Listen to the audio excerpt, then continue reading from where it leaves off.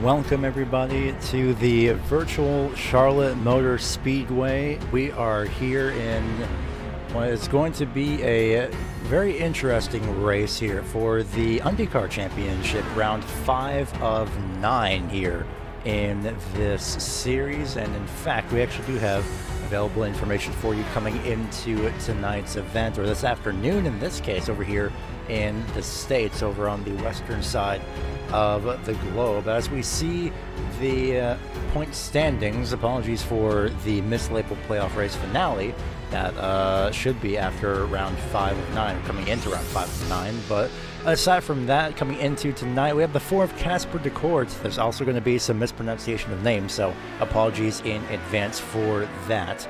As we have, well, that number 4 machine leading by a substantial amount of points, 65 to be exact, over the 43 of Sven Demmel. And then we continue down the order with the 45 of Stephen Brumfield at 250 points. Ryan Hellier in the 4th place position in point standings, 235 points, 619 back in total from the leader of Casper de Court.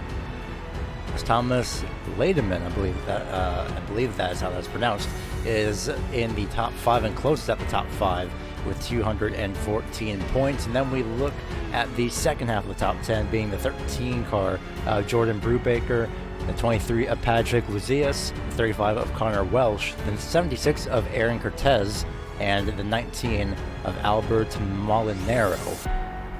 As all of them sit in the 100 bracket in terms of point standings. Currently, practice is underway. Just about a minute 50 left here at the Charlotte Motor Speedway as we just continue to wait and watch the time wind down here. In fact, let's take a look at your current leader in the timing standings at this point, which is going to be the 35 of Connor Welsh. By how much? Well, his last lap time at the start-finish line, his best lap time in this case, a 24.350. So that is absolutely incredible. And it looks like the last lap, well, he attempted to make a last run, but unfortunately, looks like that was not entirely the case. He was not able to finish that at that moment. Taking a look at now 3rd place here in the timing standings, as we have 1 minute left now in our practice session.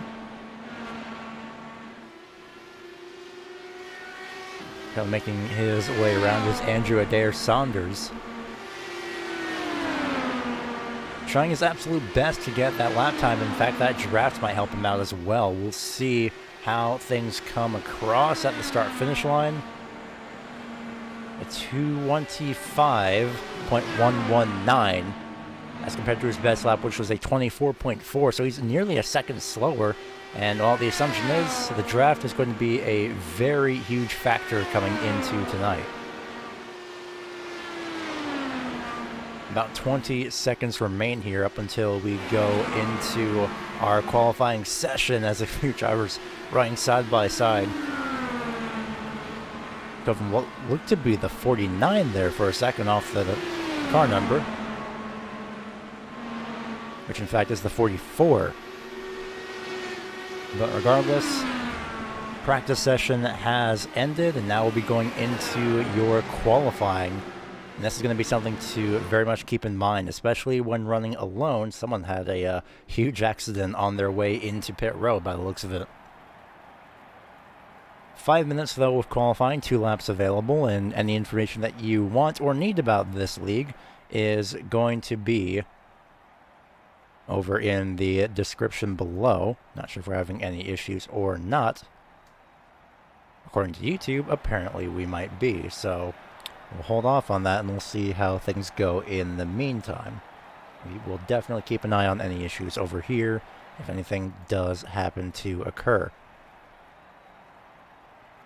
And while you're also in the description below, you can also send over a tip to, well, myself, yours truly, as I do this just by myself, usually just for fun, and that's pretty much it. So if you do enjoy the broadcast, don't be afraid to send, say, I don't know, $5 essentially, or even 1, so much as helps. Just anything that you feel is comfortable.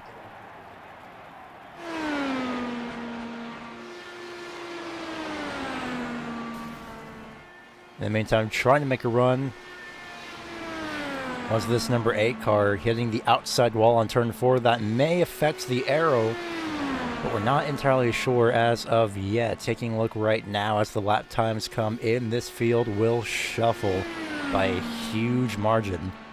And in fact, I should go with our top 10. We'll see who would get sorted out. Where the 8 hits the outside wall again off turn number 4, that is going to most likely invalidate the lap time. And by the looks of it, it may have. It does say last lap 26.332, but that lap did not count due to the outside wall contact. Number 22, Vincent Bluthenthal. That time will count. Had to wait for a few moments to see if that would, but immediately gets shuffled out right back to 12th place. He was originally set in 12th place as he didn't set a lap time, but he did, and then 2 drivers qualified faster than him. Everyone continuing to make their rounds. Connor Welsh comes closest to beating or shoving Sven off the pole position. Vincent does better his lap time by 2/10 and sets himself into 9th place in qualifying. Looks like Ryan Hellier has wrapped up his qualifying run, judging by the fact that he was in the AstroTurf for a second there. 44 of Patrick Berthelot. Not sure if the 26.0 was either a set lap time or an attempted set lap time, or if that was the out lap, but regardless, looks like the should be slowing down and calling it a day. Only top 15 so far have qualified. And that might stay that way because it's a very common thing here, a common theme here that we're seeing. As 103 is pretty much done with qualifying as well.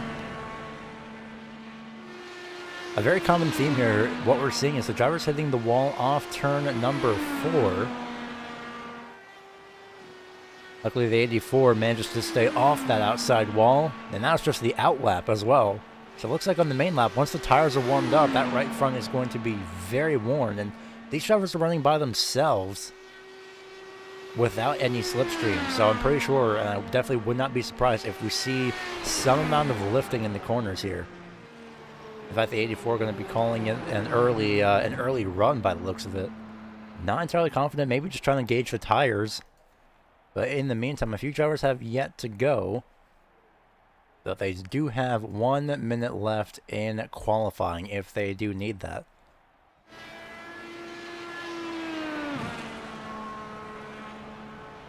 A 444 of Undiecar, I believe this is how that is pronounced.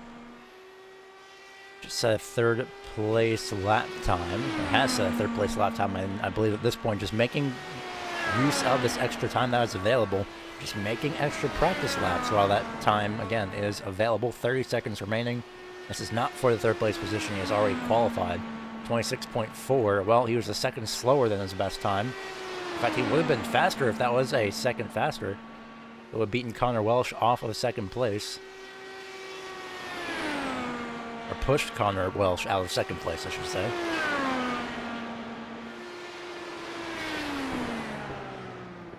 Qualifying has pretty much wrapped up as the 444 decides to just complete this lap time instead of pulling off into the chicane.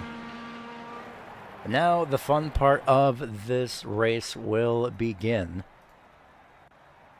And that most notably is going to be the starting grid for this afternoon's race.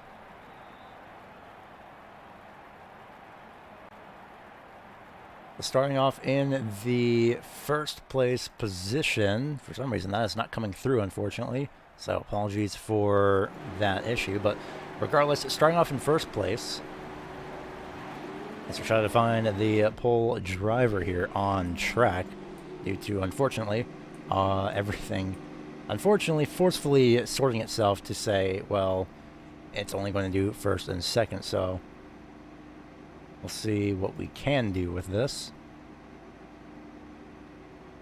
In the meantime, Connor Welsh for sure will start 2nd place. 3rd place going to be Undiecar, setting that 3rd place lap time. Number 72 of, this is going to be a tongue twister for me here, Alaric van den Bos. That's easier said than done, apparently. Easier done than said. We'll start off in the 4th place position. Look at that difference in lap time as well, by the way. That looks to be 5 thousandths of it, 5 1,000ths of a second difference, 0.005 seconds between just those two drivers alone. 5th place is going to be the 76 of Aaron Cortez. Franz Joseph Stum will start off in the 6th place position. 7th place will be Pascal Filato. Stephen Brumfield will start 8th. 9th place is going to be the 008 of Jonathan Delgado. Vincent Bluthenthal, who we followed around for that qualifying run, will start in 10th place. Starting in the 11th is going to be Thomas Lademan. 12th place, Brian Hellier, the 14 and 27 cars, respectively. Marcus Hartel starts 13th in the 242. The 00 of Bruce Johnson will start in the 14th place position. 15th place holds the 17 of Julian Bell. That's going to be a name that I don't believe I could actually pronounce, but we'll try our best here. Reading this again, probably not. But Matt's S in this case will start off in 16th. 17th is going to be Frank Osterhuis. Albert Molinaro will start in 18th. And then drivers that did not set their qualifying times will be going down on the bottom left of your screen as the field makes their way off of the front straightaway. Connor Welsh did not grid for some reason. Not entirely sure as to why, but it's very, very concerning that Connor Welsh, who starts second, did not grid. By the way, Sven Demmel was the driver that we're following right now in the 23 that did set the pole time. So the 35 of Welsh does not grid, as well as the 93 of, looks to be Renzo A. Olivieri. 128 of Bersani, the 68 of Richard Colombi.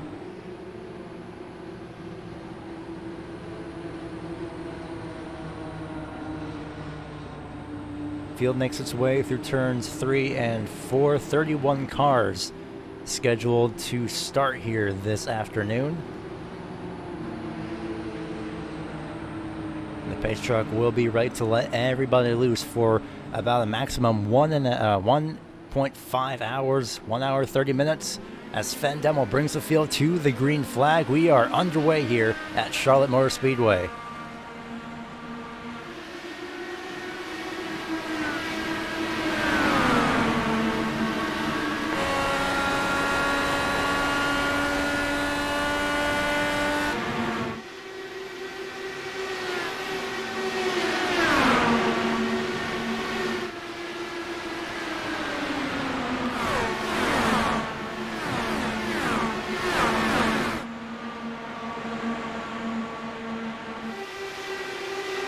Just like that, a wonderful start for the 23 as everyone will start to make their way around this track. Already lap 2 of 125, and it's side by side between the 444 and the 72. The 72 running the outside lane, and they're going to bring Aaron Cortez and the 76 into this battle as well.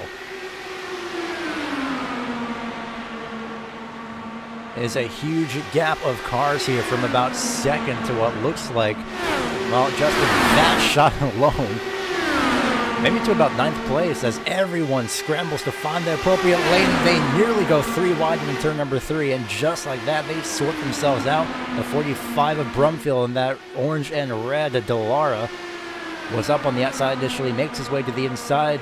Very great job here, as this is very quickly paced action here. Aaron Cortez in the 76 looking to go on the inside as the 444 starts to get shuffled back on the outside lane.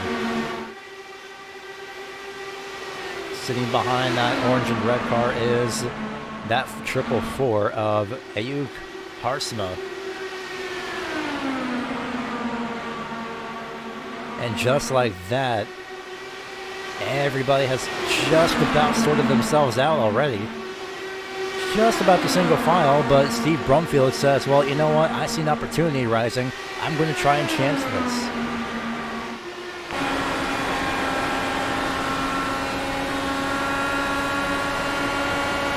Looking at this battle as Brumfield looks to the inside lane. He tries, hits the AstroTurf a bit. It's a good thing there isn't actual grass there at Charlotte Moore Speedway anymore, or else that would have been very, very disastrous for Brumfield. Just like that. Here comes Ryan Hellier in the 27.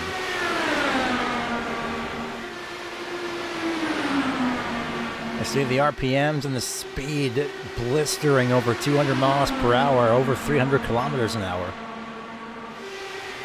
And that's in the draft as well, consistently fast speeds. Like momentarily, we'll see if we can actually pull up the lap record from the NASCAR Cup Series just for comparison. Not even the lap record, but the most recent pole time. As Hellier has shot his way up and, well, not exactly bullied his way up, I should say, but battled his way up to the outside lane now for second place. 72 of Alaric van den Bosch. Sitting behind the 27 of Hellier. Goes right back down to the inside of Brumfield. Hellier trying to figure out which way he wants to go. He peeked out about half lane to the outside. Just thinking, where should I go from here?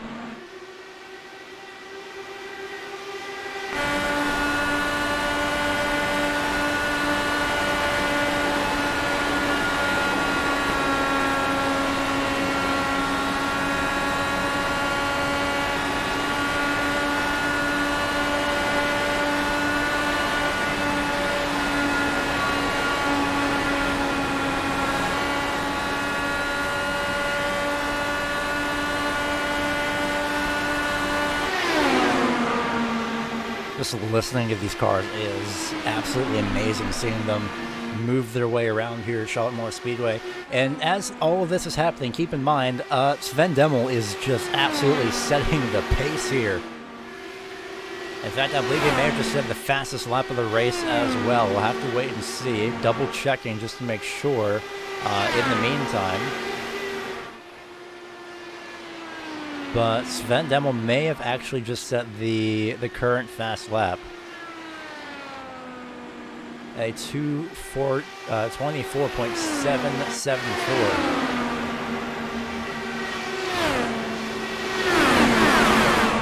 So we'll take a look here now at the second half of this group. Not the second half, really, but the rest of the top 10 and the closing end of the top 10. Jonathan Delgado in the 008 on the inside lane nearly makes his way into the front wing of the 00. Bruce Johnson, who sits up on the outside lane in that very shiny and very noticeable DW12.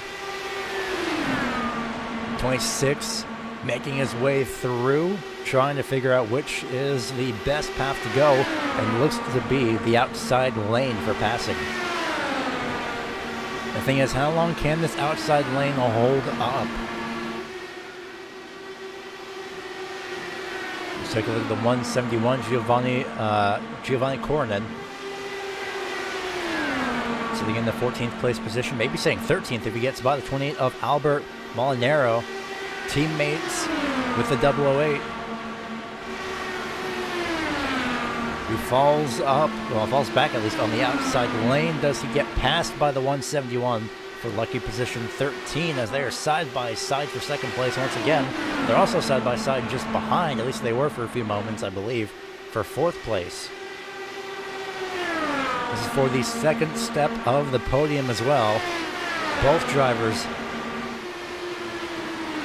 in this case, both the 22 and the 27 trying to make their way by on the outside lane. Trying to figure out what exactly is the best call here. And just wondering, how can I get it a run? How can I solidify this pass? The 22 managed to do it. And here comes Hellier to the inside now, switching it up on the back straightaway as they continue to go side by side as well. It looks to be about position number 5. Oh, Stephen Blumenfield tried to go to the inside, right behind the 27. This is going to bring the 22 up to this battle now. 4 cars battling for second place here. Oh, near contact off turn number 2. They both managed to stay off of each other. Caution comes out in the back. Not sure as to why. And it looks to be the 008 of Jonathan Delgado, who is out with heavy engine damage. The first caution of the day, and we just saw Jonathan. He was up in about the top 15, top 10 to 15 positions. And unfortunately, just like that, it is race over.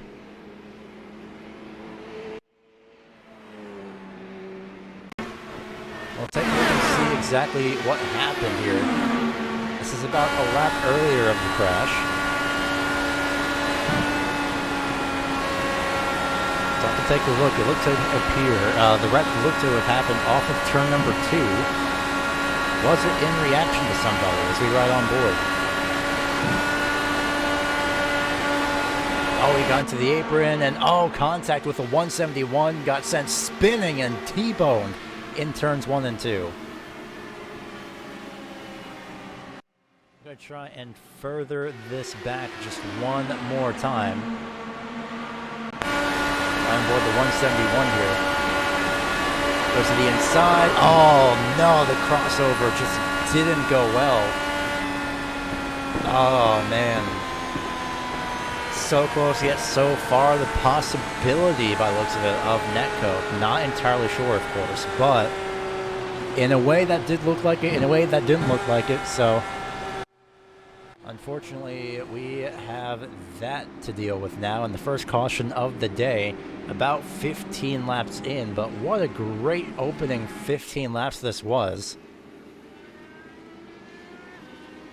Good news is that Connor Welsh, there he is actually going to be getting his lap back. A few drivers getting their wave rounds, so by the looks of this, drivers that aren't put a lap down will be put back on the lead lap to give everybody a chance. Because I did see a few other drivers go around. I believe, yeah, Casper DeCourt, the 55 of the last name that I cannot pronounce at the moment.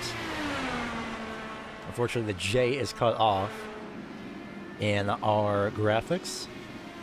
Definitely be making note of that. If I had to guess, that would be Mats. I'm hoping the S is silent because I'm going to be pronouncing this Mats Jablum.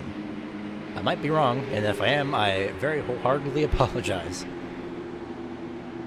This is what happens when you have somebody pronouncing foreign names, or names that are not in English, more specifically, where wow, I can't even speak English now. Wow, this is going to be, if this is the first 20 laps, and I can't pronounce names, I can't say English correctly, I'm a bit worried. But regardless, lights are still active on the pace truck. Mispronunciations are going to be a thing. Again, apologies. If anyone does know the name pronunciations, please do not be afraid to send them over. That would very greatly help me out. A few drivers actually in pit road at the moment. Back half of the field just about going to pit road from 17th to 26th. Of the drivers that are in pit road. Their total time in pit road is marked in yellow, and their total time on their pit stop is in white. So everyone leaving it off of pit road at the moment. I have to take a look at the AA of Jonathan Delgado. I did say race out. Looks like at least one fast repair is given to these drivers.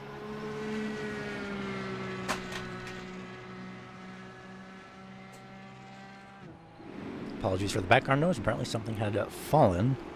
We are all good. Looks to be, by the looks of Ryan's eagerness to go to the outside, it's going to be 1-2 green with 105 laps to go. Regardless of the caution, though, that was absolutely an amazing run. And the fact that the wreck was so little as it was is absolutely even more impressive. Only 2 cars colliding. Well, technically 3, considering that Delgado got T-boned and sent flying on the back straightaway, but he did land right side up at least and was able to drive it back to get that fast repair.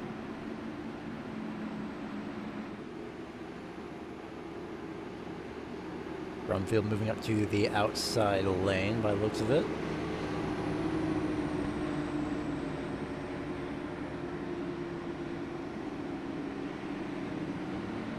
To be a single file restart. Brumfield wants to get that jump on the outside. 104 laps to go when we take the green.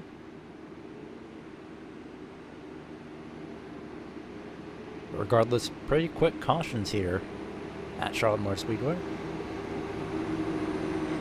Getting ready to go back to 200 plus miles per hour of racing here. Just inches off each other. Some probably racing in VR, some probably racing in triple monitors, some probably racing in one monitor. Regardless, it is absolutely amazing on what everybody can do here. And it's going to be interesting to see what Steve Brumfield can do if he can get the jump on the outside. Because that looks like what he is trying to do. There's a lot of S's there. Much of a tongue twister. Everyone jumping up to the outside. Sven Demmel gets going. Brumfield slow to start, but not as slow as Ryan Hellier, because he's going to get jumped on the outside by maybe the 22. It looked to be a slow restart, at least for everybody. They do manage to get back going.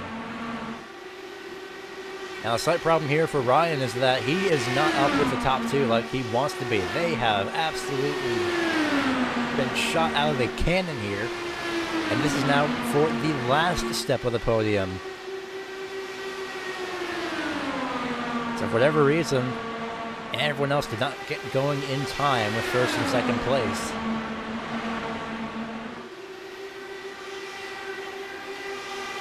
But regardless, everyone making their rounds here. Take a look at the back portion of the top 10 here. This looks to be for 8th place, and it is Pascal Filato in the number 12 machine we're currently focused on right now in that Haviland DW12. That's a sentence I never thought I'd say. Haviland Undiecar. Haviland. The 34 of Stum right on the back gearbox. Just about. 26 of Frank Osterhuis. We saw a little bit before, as well as Albert Molinaro, who both these drivers we saw a little bit before the caution had come out. Everyone single filed out up here for first place. Well, it's Stephen Brumfield who has made his way into the lead. Just in time with 100 laps to go at the start-finish line. And caution is out once again. I believe it is the 34 who's stuck in the catch fence. Another driver is around. The 28 of Molinaro. The 34 had to take a tow. The 28 involved. Caution is out for the second time. He's trying to get that going. He is able to just about. Is he? He is. No doubt with heavy steering damage, though. Not entirely sure what had happened here. Off of turn number 4. Unfortunately, we're going to see if we can actually try and get a replay here. A few technical issues at the current moment. We'll do this the old-fashioned way. The 34 machine. And unfortunately, just caught the tail end of that. A huge crash, though, off turn number 4. We'll try this one more time. Through turns 3 and 4. Gets the apron, just gets tagged. Oh my goodness. What a wild, wild wreck. I'll take a look at this one more time from the onboard of Albert Molinaro.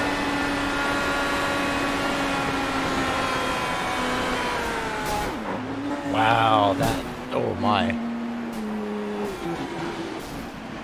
That is spectacularly terrifying.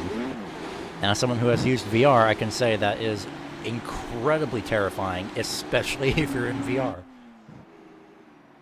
See that coming at you in VR when you're running at 200 miles an hour, and, well, tell me how you feel. So, Stephen Brumfield continues to lead here, 27 laps in. We are currently under caution for the second time. Again, it was relatively 2 cars, and possibly, most likely, of course, the apron had something to do with that as well. Moving in reaction up to the outside lane, tag to the right rear quarter panel, and then we got that. In the meantime, though, as we await to go back racing, I'll go ahead and take a quick break here. We'll be right back momentarily at Charlotte Motor Speedway. Don't go anywhere. We will be right back.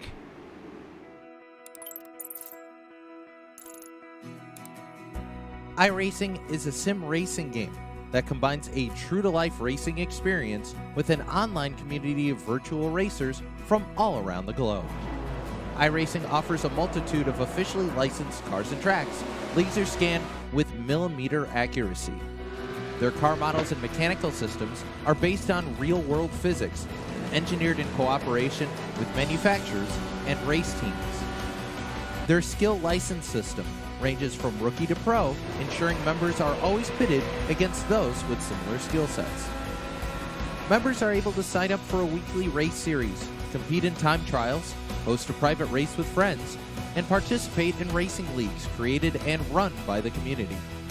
With over 170,000 members, iRacing works in partnership with renowned motorsports organizations like NASCAR to deliver virtual races based on the real-life NASCAR Cup Series, as well as many other series on the NASCAR ladder. iRacing also features team racing, providing a variety of options for members to create and manage their own teams. Race with friends or real-world teammates in full-length endurance events like the 24 Hours of Daytona, Spa 24, or the Bathurst 12-Hour. Additional partners include IMSA, World of Outlaws, Supercars, and Undiecar, allowing members to race in their very own Indianapolis 500, Bathurst 1000, Chili Bowl, and many more iconic events. This is iRacing, delivering the most authentic racing experience short of getting into a real race car. Sign up today at iRacing.com.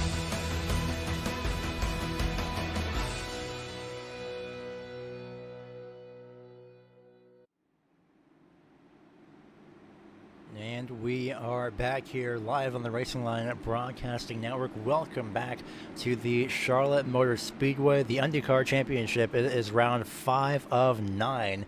Second caution has just about wrapped up with 97 laps to go. At 96 laps to go, we'll be taking the green flag once again. Steven Brumfield leads, and the number 23 of Sven Demmel, your pole sitter, sits in second place. Driver who originally started second was going to be Connor Welsh. Unfortunately, has been having issues and has since been relegated to about 8 laps down behind multiple drivers. So Welsh, originally going to start second, now sits in 27th on this restart. Initially was going to start second, I should clarify. In the meantime, as the sun sets and the cameras sit behind the catch fence for some reason, we'll be going back green flag racing here. Just a few moments time. The field being led to green. Slow down just a bit. Waiting. Now he goes. A bit of a bobble on the restart, but he manages to hang on to it. Steven Brumfield.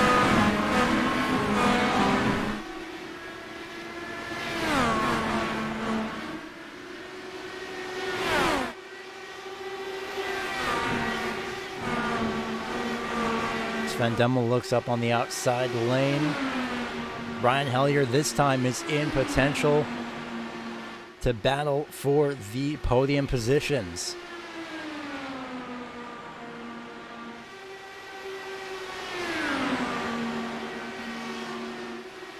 The question is, how long can he sit here and how long can he fight for it?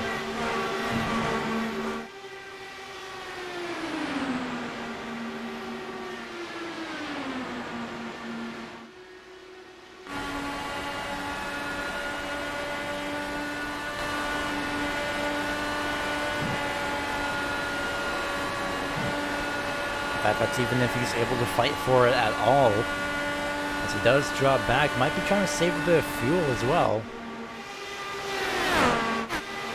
Almost 3 wide here for that 4th place position. Correction, 5th place position.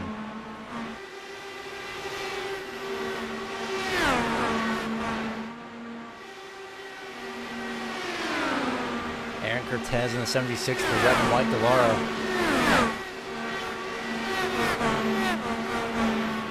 Alaric Vandenbos in that 72 machine sits on the inside lane defending from Ayuk Harsma. and successfully defends, using that slipstream to the advantage, but so does the 444. Peaks back out to the outside lane. This is all going on well behind Cortez. They nearly make contact.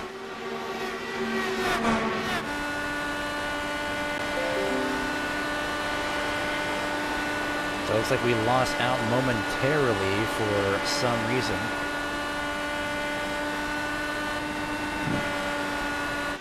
Not sure as to why. Gotta make sure that we are back live and running just to be sure before I continue on commentary. As the caution does come out for the third time today.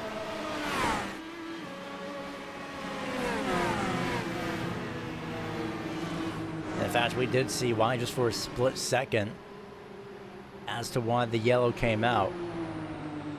Going to be waiting just a bit to see how our connection is, because for some reason, due to everything out of our control apparently, we had nothing for a few moments. So we apologize for that quick drop in connection. We all look to be A-okay over here, so we'll go back and see what the cause of the caution was. We did see somebody stopped on the apron there. Apologies again for the connection drop over on our side. That was incredibly random.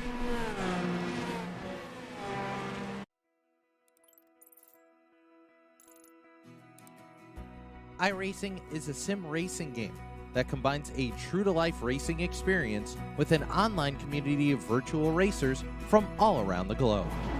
iRacing offers a multitude of officially licensed cars. Apologies for that. Sources are important, and everything seems to be falling apart. So unfortunately, that was the reason, apparently. We didn't have to rewind too much farther. Unfortunately for the 8 machine of Jos Harsma. Oh, just hit the gas way too quickly, trying to get back going and hit it again, trying to get out of the way. Oh, got his front wing clipped off. Oh my goodness. Well, somebody got something absolutely destroyed for a second there. And we'll see if we can grab that in any way at all. Let's see who it was. Made contacts. If it was the 22 of Vincent, by the missing front wing, it looks like it was. He got very, very lucky on that escape.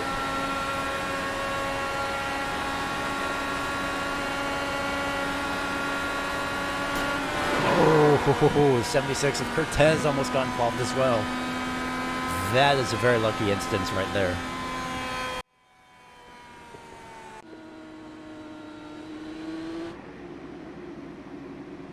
We will officially this time go back to commercial, and we'll be right back momentarily. Right here for round 5 of 9 of the Undiecar Championship Series.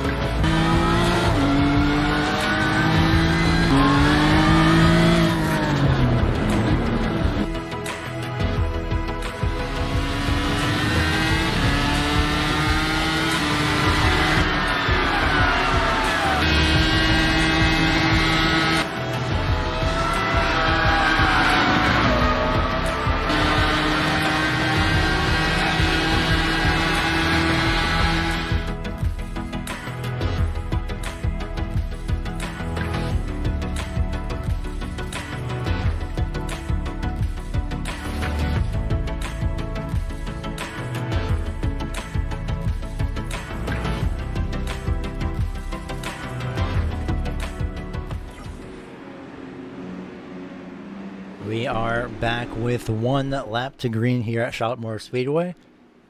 Apologies for the temporary, hopefully, issues that have plagued us for a bit, as lights have turned on here at Charlotte Motor Speedway. We are going right into the night here.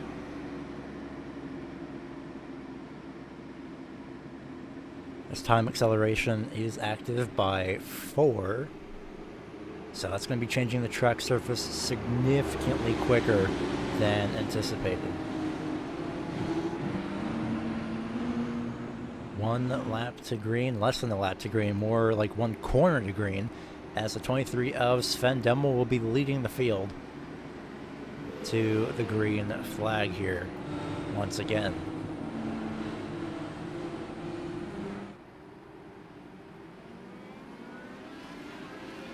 A very successful restart for that number 23. Absolutely blistering everybody else on their restarts. Doing a wonderful job here as they make their way off turn 2 onto the back straightaway, and just like that, right into turn number 3.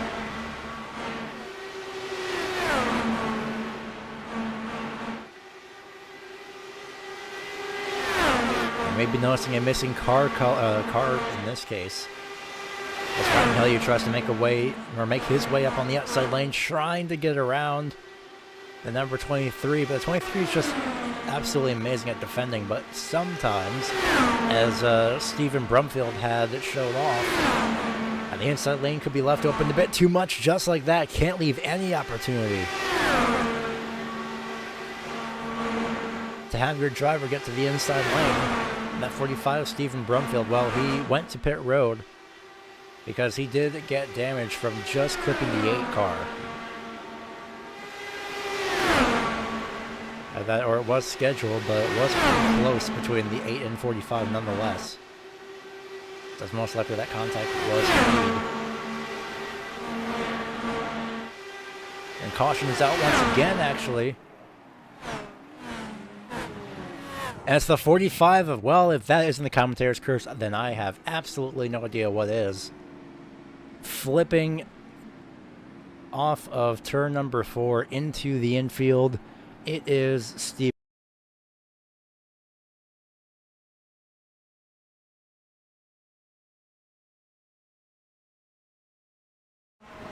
It's a huge crash off of turn number 4. Apologies for that. Apparently, we had cut out for a quick second once again, so we'll bring you that replay one more time. From the middle of turns 3 and 4, then Steven moves up to the outside lane. Oh, contact sent flying like a tin top.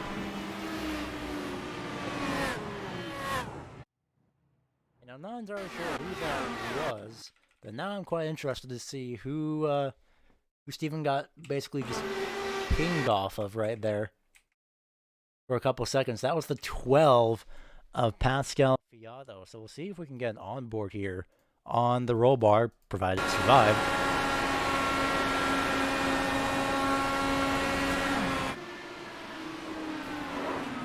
Remember what? Whoa! We had another driver around, upside down in the infield. That's Vincent. Vincent Bluthenthal on the 22 had gotten flipped over. There was more. This wreck was just. This was a lot more than we thought it was entirely. It was just a huge chain reaction off turn number 4, and quite frankly, it is a lot to keep up with, if at all. So majority of your drivers in pit road at the moment, or specifically the lead drivers as well. I see Sven Demmel. Thomas Layden that just made his way off pit road. Mats Jabloom, unfortunately sitting in pit road after having to tow by the looks of that. Same with Marcus Mick Pharma. As one of our fans just fades out of existence, as if that is completely normal. Cool. In the meantime, it is 80 laps to go here. 79 at the start finish line. Most likely will be getting the 1 to go signal.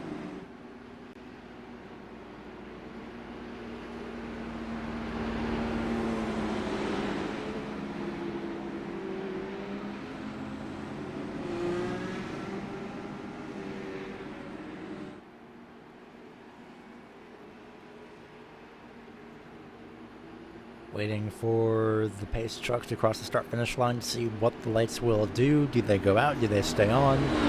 They stay on. So it looks like we may have one more lap before we go back to green flag racing.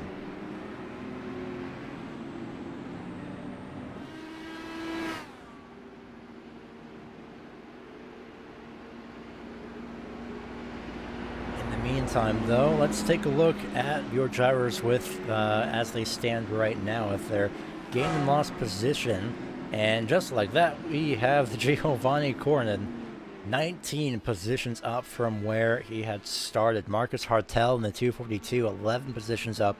Andrew Adair Saunders, 22 positions up, drops out of the universe for a second, comes right back. Aaron Cortez has gone almost absolutely nowhere, at least on paper.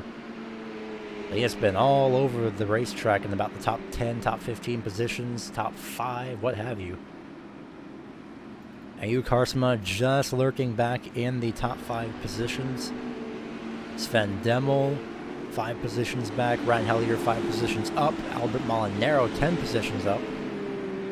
Then we see Patrick Berthelot in the 9th place position, provided that cycles back around. I believe 18 positions up from where he started, which is great. And I'm correct. And you can see the rest of your field and where they are in relation to where they had started. Lights out this time by. There's the 1 to go signal. Just took one extra lap just for the anticipation.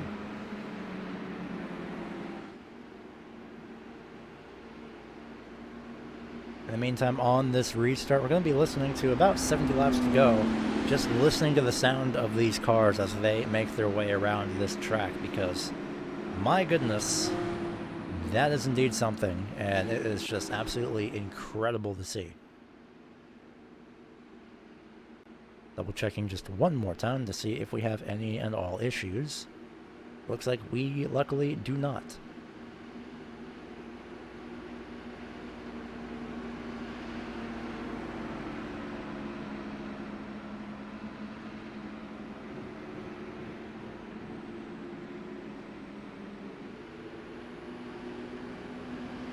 So once we come back green flag racing on this restart, let's take a listen to the engines, the onboards, and just the sights and sounds, really, of Charlotte Motor Speedway. Now under the lights, the Dallara DW12 leader being Giovanni Cornin on this restart.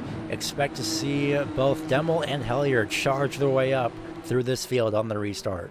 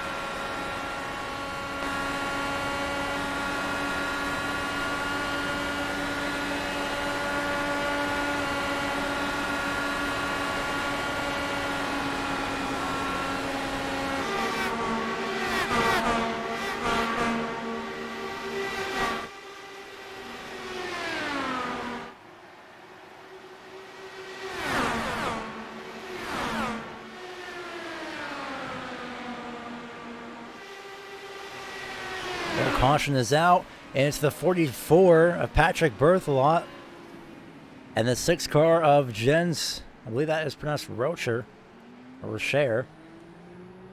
We're gonna go with Jens Rocher. 15th place, made contact possibly, and he might be calling it a day. Not sure what happened, but we caught both drivers off of turn number 4. Was it the apron? Oh, it was the apron, and a huge crash.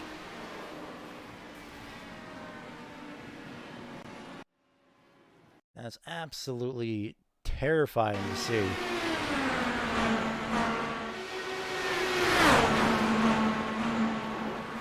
Caught the apron, skid plate, hit the safer barrier. Nowhere to go was the 44. We'll take one more look on board.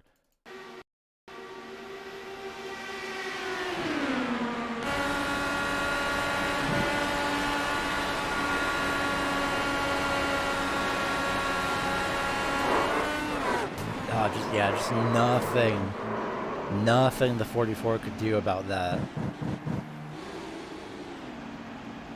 So just trying to get it back going as quickly as possible, but Jens Rocher now one lap down, unfortunately.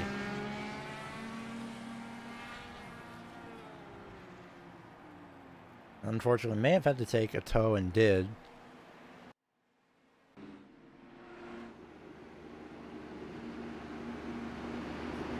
So now with this, we are back live. Marcus Hartel in first place, Giovanni Cornin second, Andrew Adair Saunders in third place. Aaron Cortez sits fourth. In fifth place is Ayuk Harsema. Sven Demmel and Ryan Hellier are still sixth and seventh, with Albert Molinaro in eighth. Alaric Vandenbos in ninth, and 10th place being Pascal Filoto.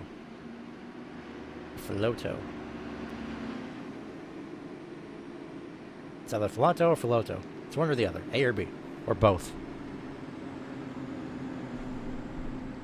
But regardless, as he runs up the top 10. At this point, it's a matter of just anticipation and the usual, in a way, relatively normal aspect of cautions breed cautions. And so they do. In the meantime, while we wait for the green flag to fly, we'll take a look at the fastest lap of this race. Unfortunately, we do not have a graphic for it, but we still do have the information, luckily. As we take a look around, looking for the words fast lap. Most recent fast lap is set by Aaron Cortez with a 24.391. That's drivers are waved around the pace car right now. So Aaron Cortez with the fast lap in that Ford machine. Great job. For context, as we try and find this speed difference here, the fastest pole time in 2020 at Charlotte Motor Speedway's Oval in the NASCAR Cup Series. Double checking just to make sure, looking around for the qualifying time, as it should have been here somewhere, but apparently it was not, which is interesting.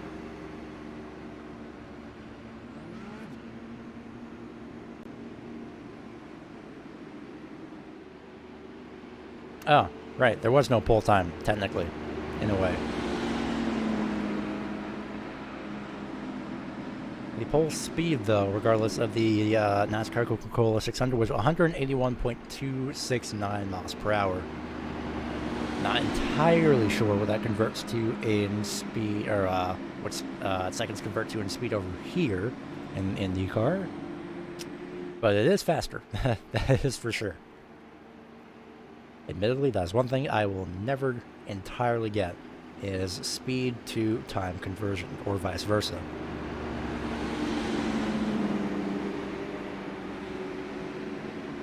In the meantime, though, at 70 laps to go, we'll be just about halfway throughout this event. Officially halfway through this race is 62.5 laps to go, or throughout the race. So basically with 62 laps to go, or on lap 63 in this case. So about 9 to 10 laps from now.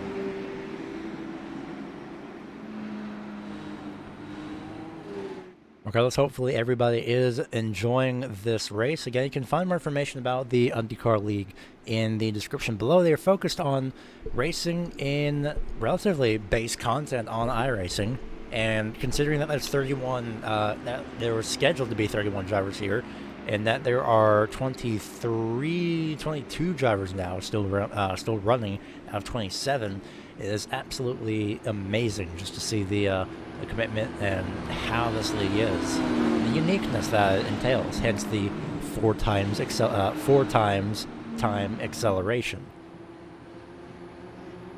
Because that's how we are at night, so quickly.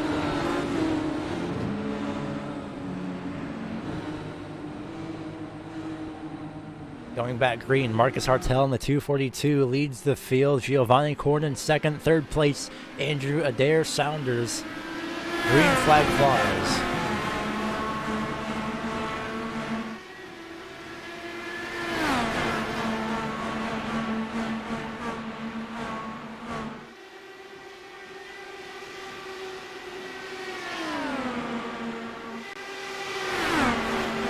Possible challenge for the lead as Cornin looked up to the outside lane, fell right back in line. Adair Saunders says, well, you know what? I'm going to have my shot at this. Still can't get by, and because of this time change, especially it being so fast, these drivers can't really make the outside lane work anymore. And now it's going to be a matter of trying to use this back straightaway as a bit of a slingshot zone. Aaron Cortez in the 76 tries to close in. Last lap still set by Cortez as well at 24.391. Pole time from Sven Demmel is about 25 seconds. In fact, that may be incorrect, but regardless. Leader breaking away, Marcus Hartel. That's going to leave Cornin and the entire rest of what looks to be, the top 6, top 7 drivers, all within a clump of each other. And if they stay side by side, this is going to allow Hartel to easily pull away. Sven Demmel is in this mix as well. The driver who was battling with him was Ryan Hellier, who is now out, actually, as of recently. So Hellier running into some problems recently, and it was actually because of this crash off turn 4 just a few seconds ago. Avoids contact. Oh, and hard into the inside wall. Flipped over, unfortunately. And Hellier is now out of the running, essentially, for the lead, at least momentarily. I was about to address that. I noticed he was missing, and then, well, we see Hellier sitting in pit road in that 27 machine. Huge break, not the best break, essentially, for Ryan Hellier. Feel bad for him. I believe qualified about 12th place. Blistered his way up through the field to the top 5. Sat there for the majority of the race, at least so far. And then, unfortunately, it comes to a temporary end. He is able to get back out and going. These drivers do have a Fast Repair 2 available by the looks of it, of course. So at the moment, he's out of the running for the lead, but now out of the running for the race itself. Oh, by the way, we are halfway at the start-finish line this time around.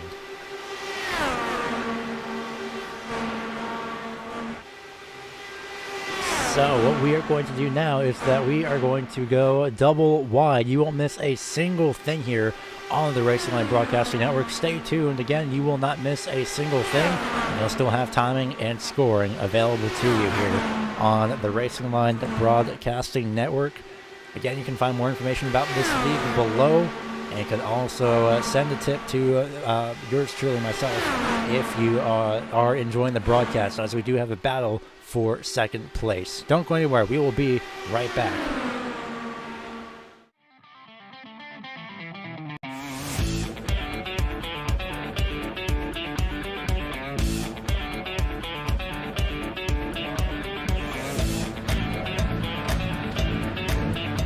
All right, well, so much for that. That lasted about 5 seconds, and we already have a caution. And unfortunately, just as we saw it, Sven Demmel embedded in the outside wall.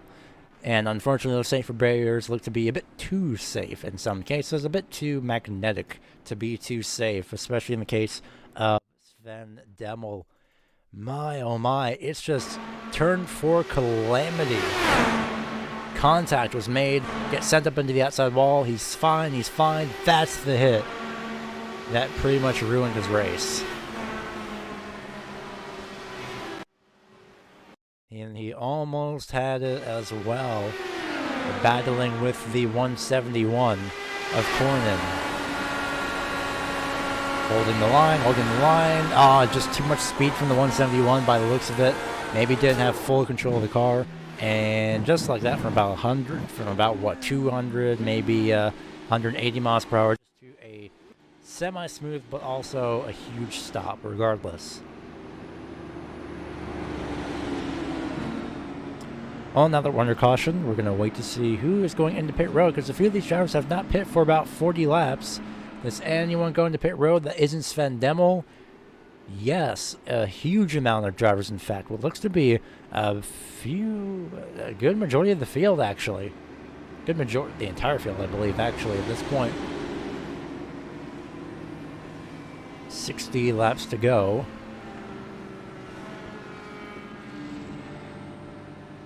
Let's take a look at Aaron Cortez here as he gets to a stop in his box.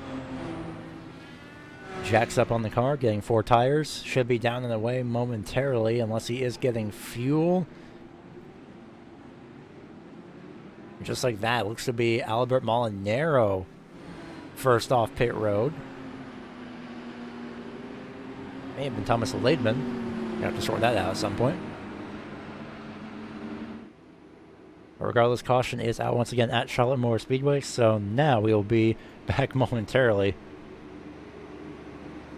You haven't really missed a single thing here, so we will be back once again with 1 lap to green.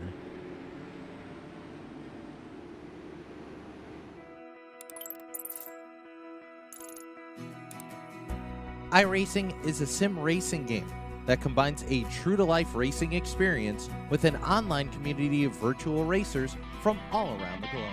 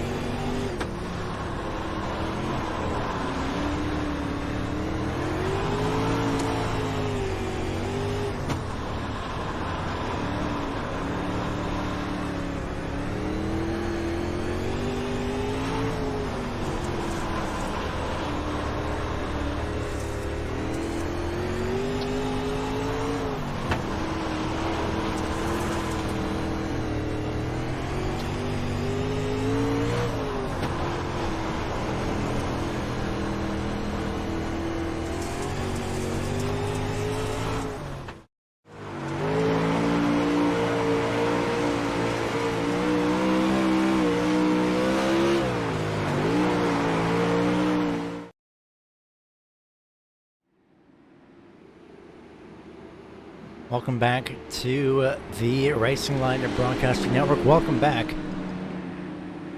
to Charlotte Motor Speedway, and welcome back to the Undiecar Championship, round 5 of 9 here at Charlotte Motor Speedway. It has been one heck of a race, and it's not even over just yet. There's still about 25 minutes remaining, just over that. And this race again is scheduled to go for, I believe, an hour and a half maximum, or at least an hour 25 minutes maximum. But regardless, green flag is back out on now was lap 70, and Marcus Hartel is absolutely pulling away, and amazingly so.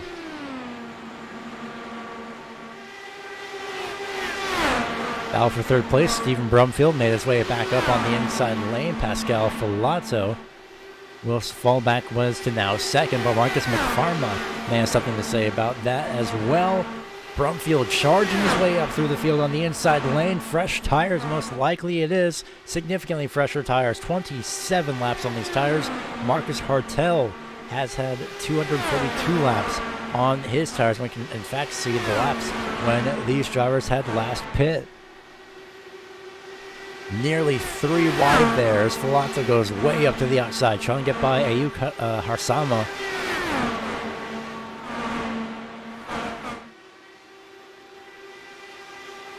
And now that Brumfield has charged his way up, he may have used a bit too much of anything available to his tires. Reason being, he has pretty much stalled on momentum, at least temporarily, I think. Now that he doesn't have the distraction of the 444 behind him, he'll try and make his way around. Will it be the inside once again? Most likely. Looks to be the outside going into turn 3, trying to cross over. But again, that 242 has so much momentum. And a great amount, great defending. That's helping him stay in that lead.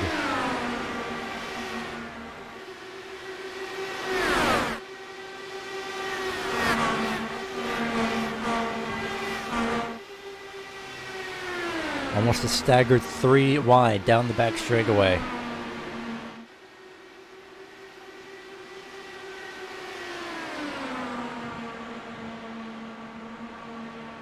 And just what a race this is. What a race this has been.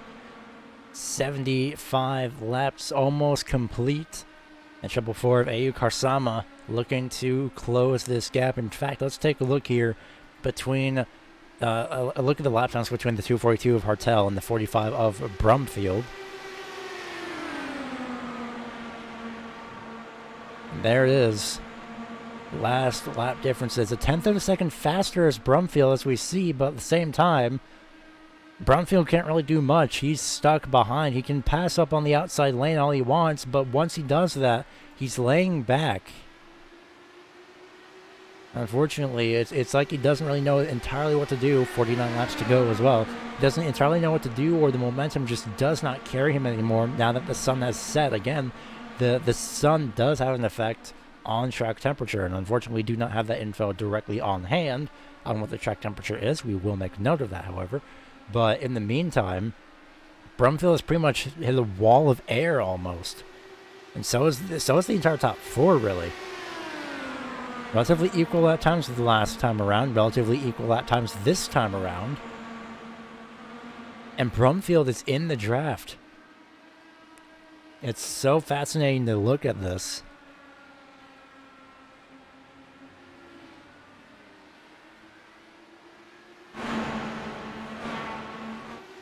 So right now in these final near 40 laps,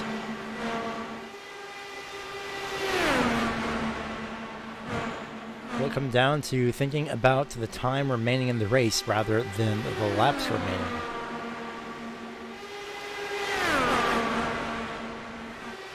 Just taking one more look at the race info for tonight.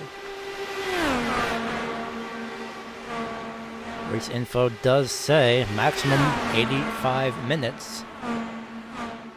So an hour 25 minutes is the maximum.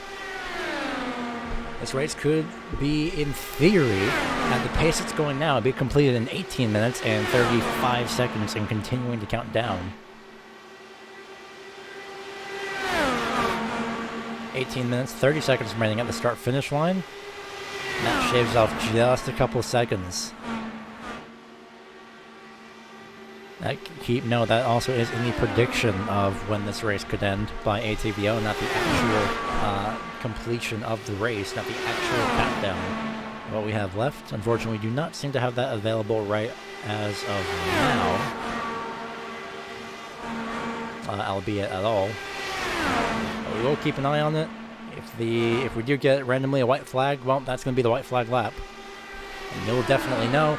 And if we get a caution, you'll also know at the top of the screen, because we have another caution. The 72 of Alaric Vandenbos on the apron to turn number 1 had spun out and crashed. What happened to him? He was already in the wall here, actually, on the front straightaway to turn 4, claim another victim, and did get T-boned by somebody else. I believe that is both yes and also yes.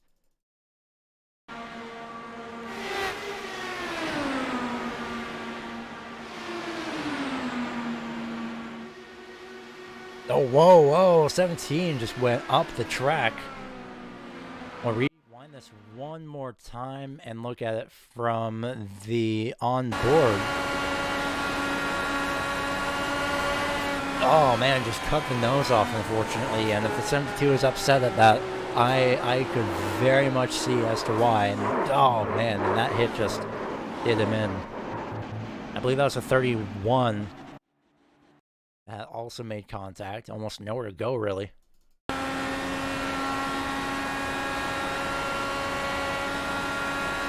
Trying to get out of the way. Moves up. He corrects. Oh, it's just one of those moments.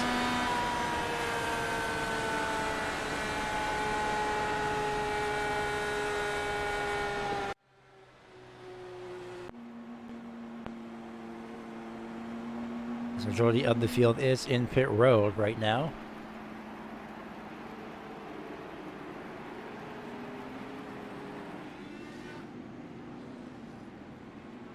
Seeing everyone leave pit road. Not sure who exactly was first on or first off. Could have been Hartel. Oh, who spun? It is Hartel. Will that be a pit exit penalty? Or will that be cleared by race control by chance? Hartel putting the power down a bit too quickly on pit road exit.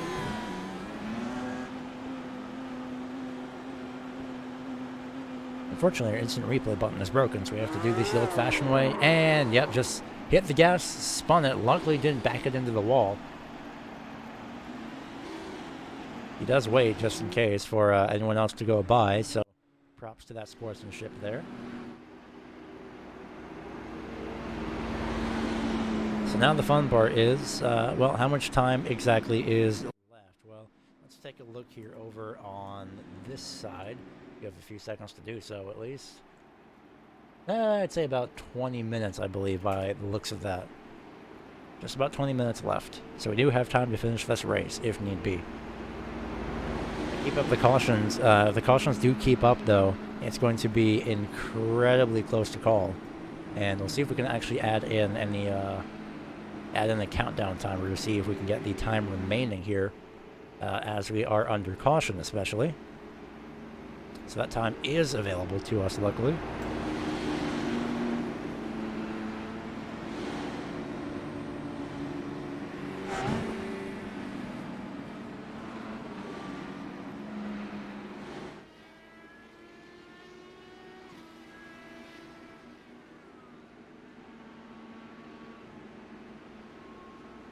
But in the meantime, as we currently await the one to go signal, which should be next time around, if I had to assume. It'll be 39 laps to go with Ayuk Harsama in the lead. Giovanni Corden restarts in second. Aaron Cortez third. He's just lurking here in the top 5 throughout this entire race. Bruce Johnson in the 00 restarts fourth. And Pascal Filato will restart in 5th place. Marcus Hartel, even after spinning off pit road, he does manage to keep his. He does luckily keep his position, so he will be allowed to restart in that 6th place position.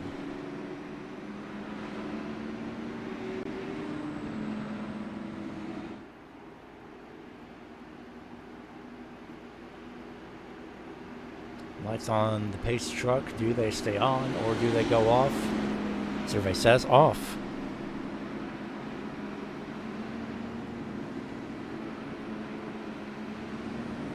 So as we try and figure out exactly how we're supposed to get the, as we try and figure out if we can get the actual time remaining in this race up at some point.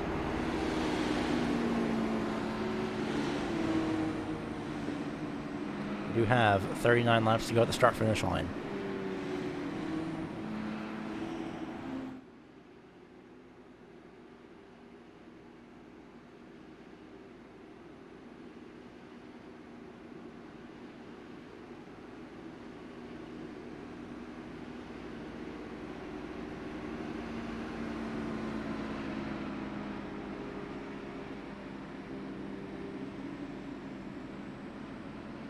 In fact, we may have actually found a way to do this in some case. That depends if this works.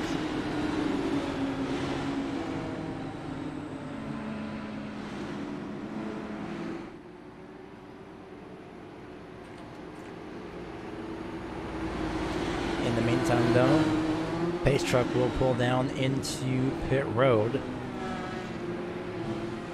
And we'll get your 39 laps to go. Green flag flies. And we're underway.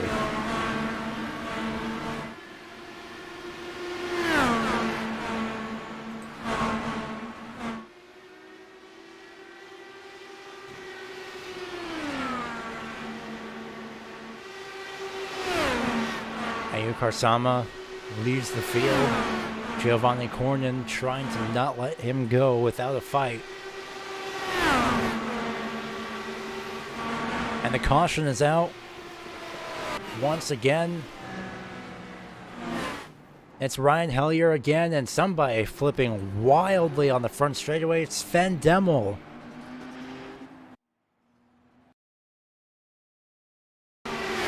I just had a huge crash on the front straightaway. Sven makes contact. Oh no, it's a 3-4 car crash on the back straightaway. Correction, off of turn number 4. Oh my goodness. What was that? That was a 72 with nowhere to go almost.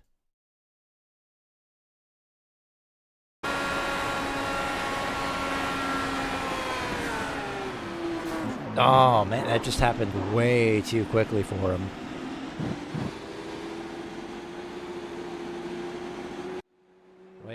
Way too quickly to avoid at all.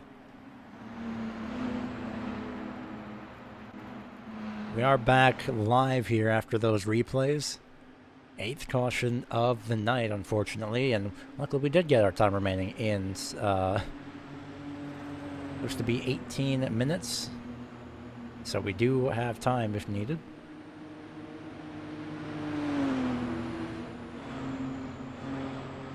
There's most likely an easier way to have done that, and we will see if we can do that here as well in real time. If we can get that added before the end of this race, because time will most definitely start to become a factor here more and more we get these cautions, unfortunately.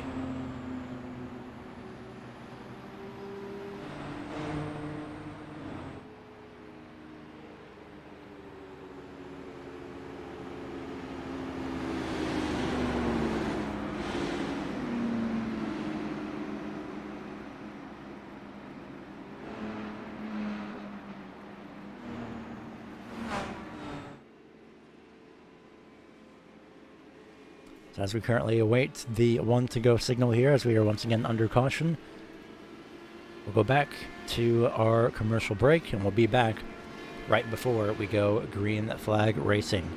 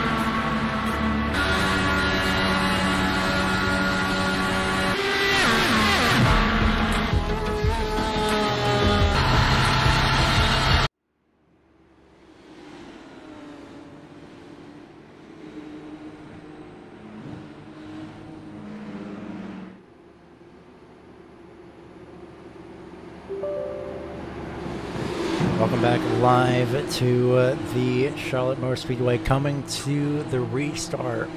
Less than one lap to green, one corner to green, a few feet to green. As the green flag flies once again, we're back underway at Charlotte Motor Speedway. That is very much incorrect, I'm hoping. Pretty sure that will fix itself in a few moments. We actually have a few more than... The race is definitely not over. We apologize for that. That will sort itself out here momentarily.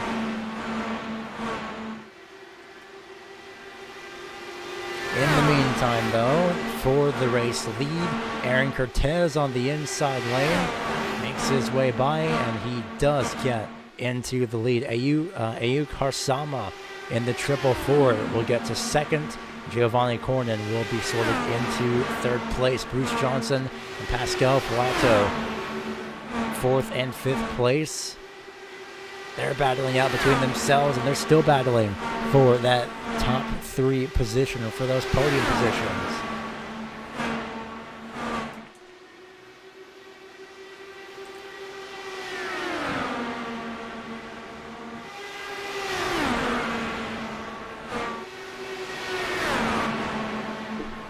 There we go. We did get up and running. So 12 minutes remain in this race.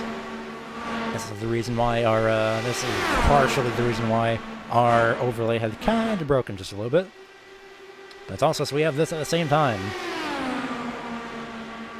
In the meantime, Aaron Cortez still continues to lead. Undiecar Harsama, knowing that time may or may not be on his side, needs to get going and needs to get going fast. Entire top four, all within the collective battle, though. Giovanni Cornin in third, Pascal Filato in fourth. Bruce Johnson, unfortunately, falling a bit back. Does he have front wing damage? He doesn't. So I'm curious as to why he'd be falling back, unless he's just waiting, holding back to make sure that he's not involved in this. At least not too much, as I think Harsama had almost made contact, backed out. Nearly turned the 171. Down the back straightaway we go. This race is looking like it will be going on time instead. It's going to be very close nonetheless. Closing in on 25 laps to go here. Peeks out to the outside is Cornin. Contact, flips on the back straightaway as Cornin. Huge crash into space almost. He goes. Crash on the back straightaway, and just like that, this may have changed everything. Pascal also involved in this crash, unfortunately, with absolutely nowhere to go.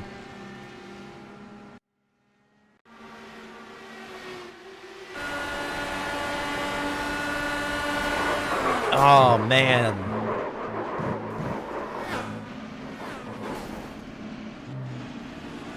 Cornin going flipping and tumbling.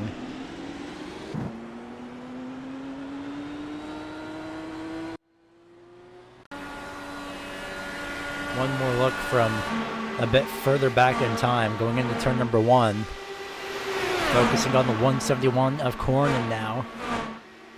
Moves up, Pascal moves low, tries to defend way too late, and goes flying back onto the racetrack, and then gets T-boned upside down. Flips down the back straightaway on the top of his car, and then lands right side up, and immediately tows, and pretty much from that point on, knowing that, well, this race is pretty much over.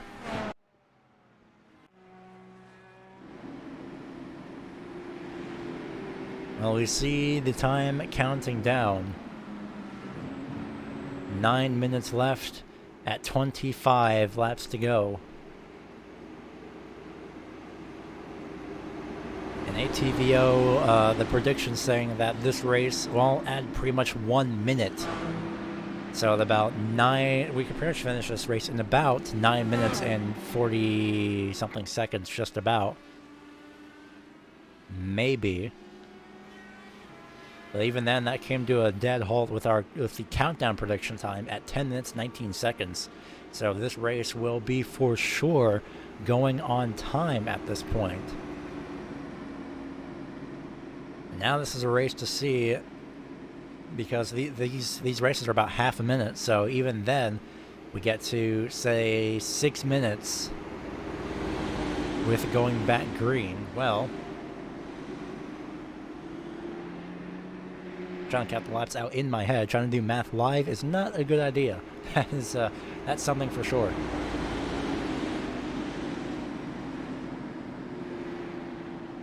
But regardless, 24 laps to go. Does anybody go to pit road? No. Everyone waiting it out. We can't really, unfortunately, we can't really show you the how many drivers, when specifically, I should say, when these drivers had last pit, because due to the restart of our overlay to get the time remaining added on during this event, well, that of course resets the stint for these drivers, so we really don't know when they last pit, because it's all saying 102 for the top 12. So there's a bit of background behind the scenes insight for everybody. It defaults, if the overlay is restarted during the race, well, the stint restarts and defaults to the current amount of laps run, in this case 102, as we are now at 24 laps to go. Yeah, this race is going to be going green with about 5 minutes to go, I'd say.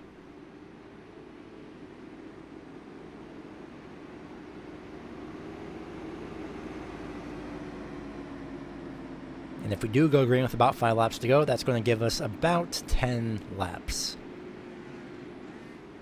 So we will be going on time. The question is, do the lights go out at the start-finish line this time around?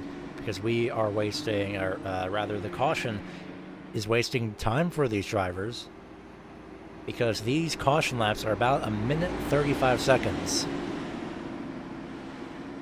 So if the lights stay on this time, I'd be surprised, for one. But I'm pretty sure these drivers are anxious to get going enough as it is. All eyes focus on the pace truck at the start-finish line. And there it is. The relief that these drivers need, but even then, we still have an extra 30 seconds. We cross the start-finish line with about 6 minutes left. We're going to be under 5 minutes left on the restart here. So even then, it's again going to be very close to seeing who is going to be where. We're seeing exactly when we'd be getting the white flag lap. How many laps we'd be getting in the first place. Just watching the time tick down lower and lower and lower. And these drivers are only on the back straightaway. Front straightaway, we were at 1 minute. Now, correction, 5 minutes, 55 seconds remaining. Now, 5 minutes and 12 seconds. So by the looks of it, it's going to be about 8 laps, for sure. We are unfortunately going on time just by the looks of this alone. 5 minutes right here on the entry of turn number 3. Can we get to green before 4 minutes and 30 seconds? Because even then, we'd get about 8 to 9 laps. Maybe 15 to go. We'll have to wait and see how this plays out. 22 laps to go, but that doesn't matter. It's now down to time as the pace truck pulls off the field in control of Aaron Cortez in the number 46. Green flag flies with 4.5 minutes remaining at the start-finish line.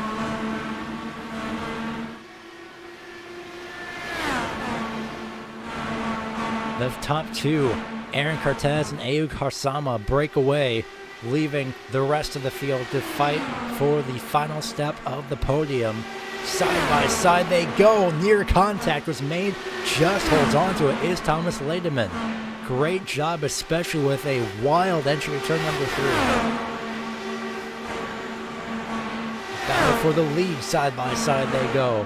The 444 looks to the outside, tries to cross over to the inside, back up to the outside lane. Cortez defending with all of his might as much as possible. Side by side again into turn 3.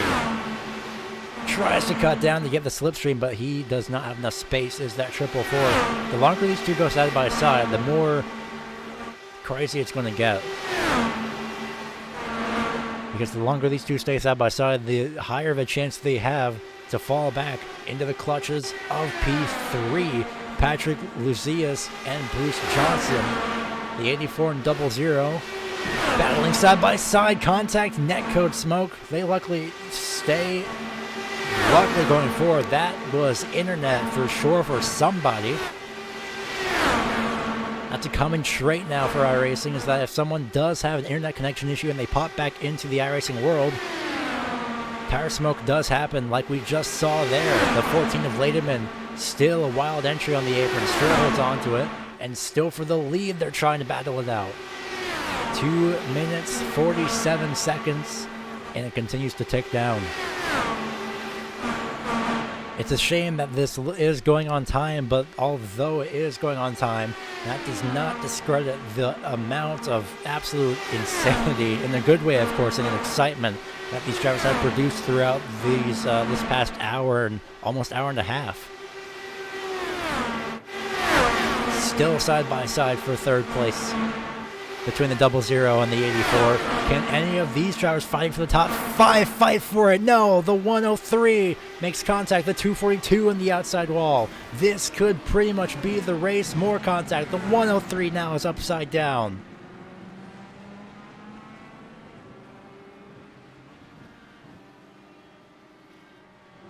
My oh my, that could pretty much do it for this race. That's it. The race is unofficially over based on this time alone.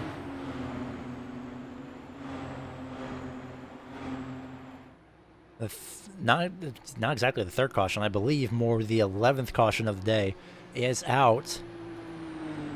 And that could be it. This could be the white flag lap here at Charlotte Motor Speedway. That is it.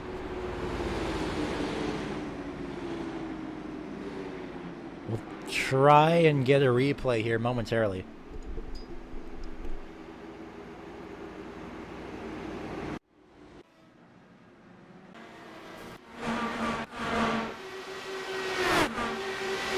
So this is the replay of what just had transpired. 103 making contact, unfortunately, with the 242. Oh, so this lap, not entirely, but was definitely sure close to it. Might be, this is unofficially the white flag lap, I believe, when the timer hits 0. It would be the white flag lap. Just slid up and contact was made. We'll try and get one more look at this one more time. So I have a little bit of a longer replay and an explanation to see. Moves down to the inside. That's fine. That's fine. Just clips the apron. And that may have been it. Oh my goodness. 242 just wildly flipping. Then the 103 has his own wreck as well. What a shame for those drivers to not be able to make it to the end. And there it is, the white flag lap time has expired, so I believe we're going to wait for the for overlay to say anything first, but I believe this is currently the white flag, so when they come to the start-finish line, that's it. That's the checkered flag. Regardless, Aaron Cortez in the 46 will, I'm pretty sure, almost gladly, but not gladly, take this win. I'm pretty sure he wanted to have this under green. He wanted to have that battle with Ayuk Harsama. But regardless, at the start-finish line, do we get the checkered is the question. At a staggering 90 kilometers per hour, slowly rolling across the start-finish line, will this be the white flag or is this the checkered? Waiting for our overlay to say anything. Still waiting, still waiting. This might be the white flag lap, actually. I would not be surprised. We have not gotten the white flag just yet. According to A, our overlay, and B, anything else that we have, our timer as well. Just double checking, that does say 0. So this might be the white flag lap. We're going to wait to see. as the pace truck still makes its rounds. Regardless, though, this was a incredible race. Props to everybody through on making it through. For the most part, as best as possible as well. Some drivers still sitting in pit road getting repairs. Some drivers had to retire early, but again, some drivers didn't even start. But again, that still does not discredit the racing that we saw today, which is absolutely incredible. And it was wild. I greatly enjoyed it. Props to this league for putting this on as well, with race content as well on iRacing. So you can sign up for basically, what, $15 a month minimum. About $13 US a month. 13 to 15 US dollars per month. You can sign up on iRacing. And you can just do this for relatively free. $15 a month, $33 for 3 months. It's all over at iRacing.com/membership. This is the checkered flag. I just now noticed that was the white flag lap. So Aaron Cortez at 90 kilometers an hour will come across the start-finish line and win in a 3-wide fashion at Charlotte Motor Speedway. What a race this was, regardless. Even if it did finish under caution, still a wonderful, wonderful job by everybody. Undiecar, I'm sure, wanted to battle this out to the end. Still gets a side-by-side finish. Patrick Luzias finishes third. Bruce Johnson fourth. Thomas Lademan fifth. We'll go through the rest of your field here momentarily, but congrats to Aaron Cortez as the fireworks go off. And if we take a look at more in-depth information on Aaron Cortez, well, he started 5th place. As the field as well does burnouts at the end of it, and props to them. Again, while this did go on time, it does not discredit the race that we have seen today, which was absolutely, absolutely incredible. A great job, and I absolutely enjoyed it. Unfortunately, we can't really seem to get rid of the caution and the countdown, so we'll just leave that there. I believe by the looks of it, our timing and scoring has updated to show now 10 laps instead of to show 10 laps as opposed to, wow, okay, that's definitely different than I thought it was. So we'll focus on the pace car instead. So as the pace truck makes its rounds because it just wants to for some reason, we'll take a look after not technically 125 laps, more after 113 laps. It is Aaron Cortez taking the win after a wonderful, wonderful race. Undiecar finishes in second. Third place, Patrick Luzias from 21st to third. I believe that may be the biggest mover of the race as well. Congrats to the 84 machine. Bruce Johnson finishes in fourth. Thomas Lademan finishes in fifth. Robert Witt finishes in sixth. Seventh place is Franz Joseph Stum. Eighth place is Josh Harsama. Albert Molinaro finishes in ninth. In 10th place is Julian Bell. Casper de Courts, who was the points leader coming into this race, still grabs his amount of points and just about stretches his lead as much as he can to after finishing in 11th place. 12th place is Pascal Filato. 13th is Alaric van den Bos. Patrick Berthelot finishes 14th. 15th is Marcus McPharma. Marcus Hartel finishes in 16th. Connor Welsh in 17th. And a quick word as well for Connor Welsh. I feel so bad for him. I don't know what exactly happened, if he had issues loading in or if he had maybe connection issues or hardware malfunction or something. Technical gremlins, as they call it. By the looks of it, that may have been that, but still, props to Connor Welsh for still continuing to race, even after all that, finishing, of course, 9 laps down, unfortunately. But he does still finish the race. Congratulations to him on that. Giovanni Cornan finishes in 18th. 19th is Stephen Brumfield. And 20th is Sven Demel after starting in first place, unfortunately getting knocked out of the race. Andrew Adair Saunders finishes in 21st. 22nd is Ryan Hellier. 23rd is Jens Rocher. I said this before, Jens Rocher. Vincent Bluthenthal finishes 24th. Mats Jablom. That's the way I pronounce that. I unfortunately don't know how. Apologies for mispronunciation. Regardless, the 55 finishes in 25th. Frank Osterhuis finishes in 26th. 27th is Jonathan Delgado. 28th is Renzo, or the drivers, 28th on back, I should say, the drivers that did not start this race, starting with the 93 of Renzo Olivieri, Richard Colombi. Reading the name before I try and even attempt to pronounce this for the number 128 car. I believe it's Giacomo Bersani. There we go. And then 31st is Michael Donlin, who also did not finish this race. So as the pace truck continues to make its rounds for possibly eternity, as far as we know here on the Racing Line Broadcasting Network, we thank you all for tuning in to tonight's event of the Undiecar Championship, round 5 of 9. And we may be back in 2 weeks' time, maybe in 1 week's time. We'll see with the special event that they're doing, but maybe as well 2 weeks' time at the Laguna Seca, which I believe is going to be with the MX-5 Cup cars. Again, maybe back in 2 weeks' time. We'll see. Until then, though, I have been Gary Weaver, and we thank you all for tuning into tonight's event on the Racing Line Broadcasting Network. And, well, we will send the pace truck off with a very hearty farewell, as a couple drivers as well do the same.